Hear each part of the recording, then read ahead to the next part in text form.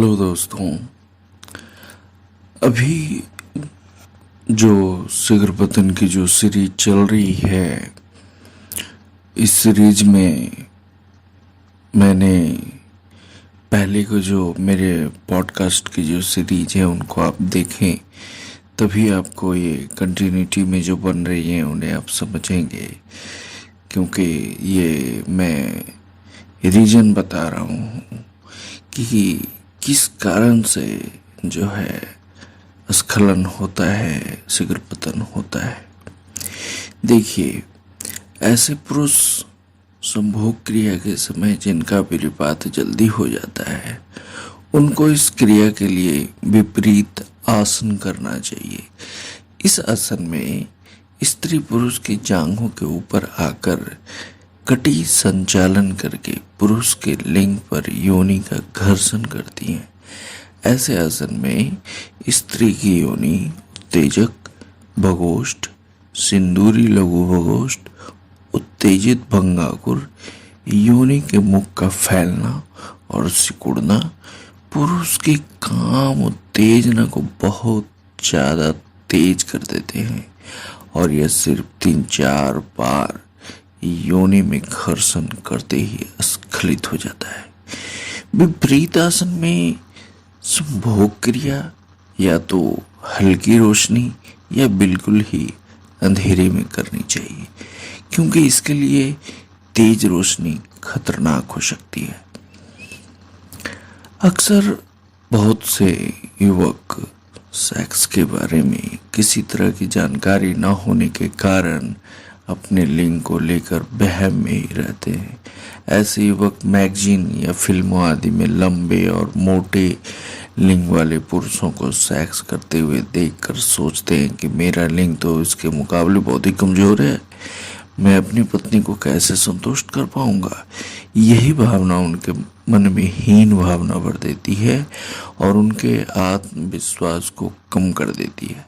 ऐसे युवकों को यह बात बताना जरूरी है कि फिल्मों आदि में दिखाए जाने वाले लंबे मोटे लिंग पुरुष के लिंग सिर्फ टेक्निक के जरिए ही बनाए जाते हैं और उनको देखकर अपने मन में किसी तरह का वहम आदि नहीं पालना चाहिए। लिंग के आकार या मोटे पतले होने का सेक्स संबंध बनाने से कोई संबंध नहीं होता। और यहाँ पे मैं आपको एक जानकारी देना चाहता हूँ कि आप हमारे साथ जुड़े रहिए।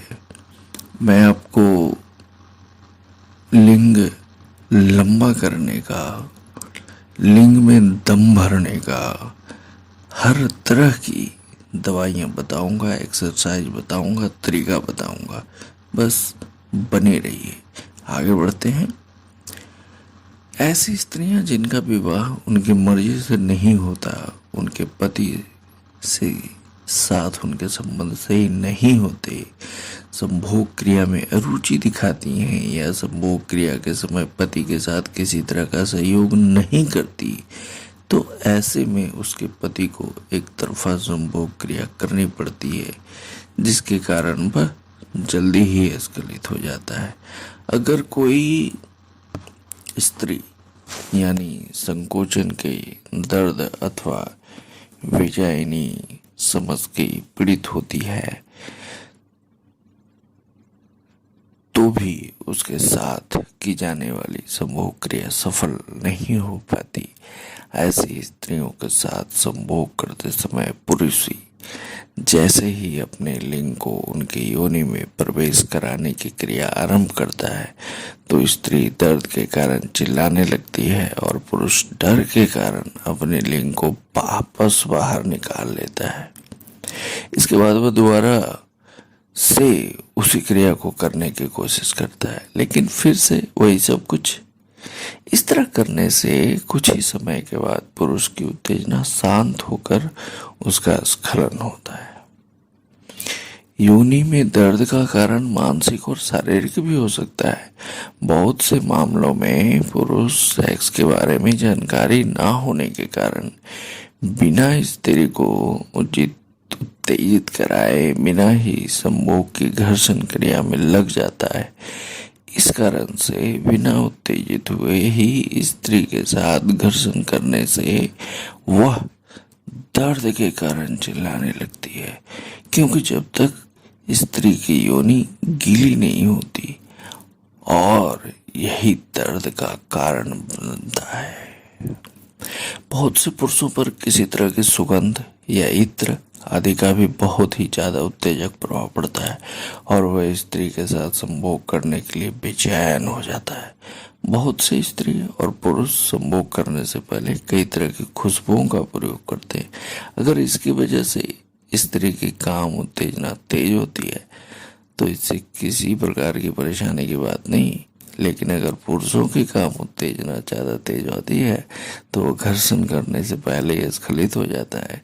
इसलिए यही सुगंध आदि संभोग सुख और चरम सुख में रुकावट बन जाती है। सुगंध या किसी और चीज की खुशबू आदि से जिस तरह से काम उत्तेजना तेज होती है, इसके विपरीत उसी तरह से किसी चीज की दुर्गंध आदि काम उत्तेजना को कम और समाप्त भी कर देती है। दुर्गंध किसी भी चीज की हो सकती है, जैसे मुंह से आने वाली दुर्गंध, शरीर में आने वाले पसीने की दुर्गंध, कपड़ों से आने वाली दुर्गंध, या फिर योनि में से आने वाले स्राव की दुर्गंध।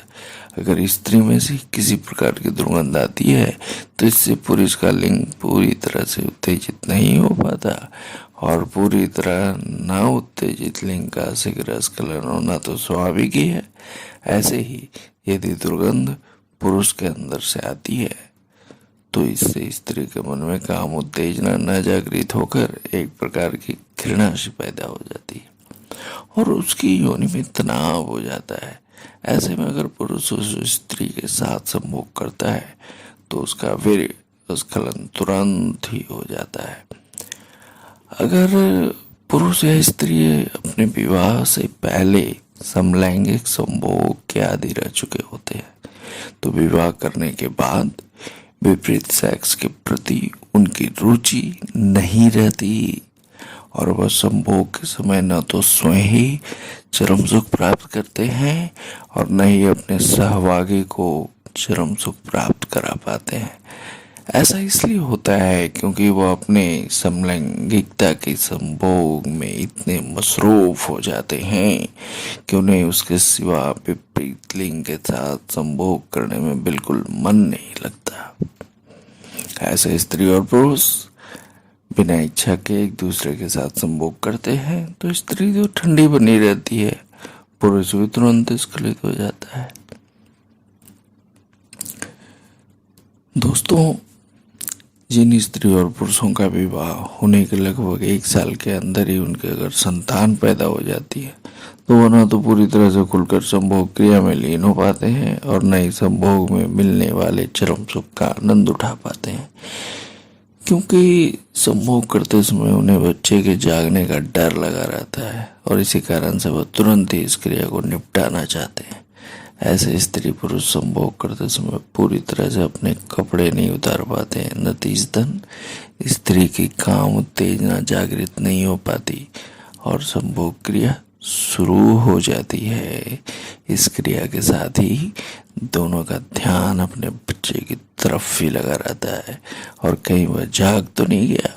संभोग क्रिया में पूरी तरह से ध्यान न होने के कारण, पूरी काम उत्तेजना न होने के कारण स्त्री की योनि पूरी तरह से गीली नहीं हो पाती और पति गहरे स्ट्रोक लगाने की स्थिति में नहीं रहता।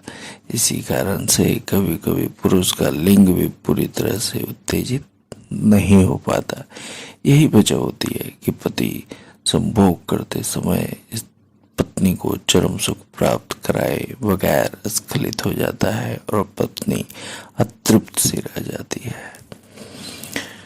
दोस्तों, अभी तक के जितने भी मैंने आपको कारण बताए हैं और इन कारणों में ही बहुत सारे उपाय भी हैं और बहुत सारी चीज़ें आपको, अगर आप मेरे इस सीरीज को शुरू से सुन रहे हैं तो आपको बहुत सारे कारणों का भी पता चला होगा और मे बी आप इसमें कुछ न कुछ अच्छी अच्छी चीज़ें निकाल भी पाए होंगे कि हाँ, ये करने से वो होता है और वो करने से ये होता है। तो दोस्तों,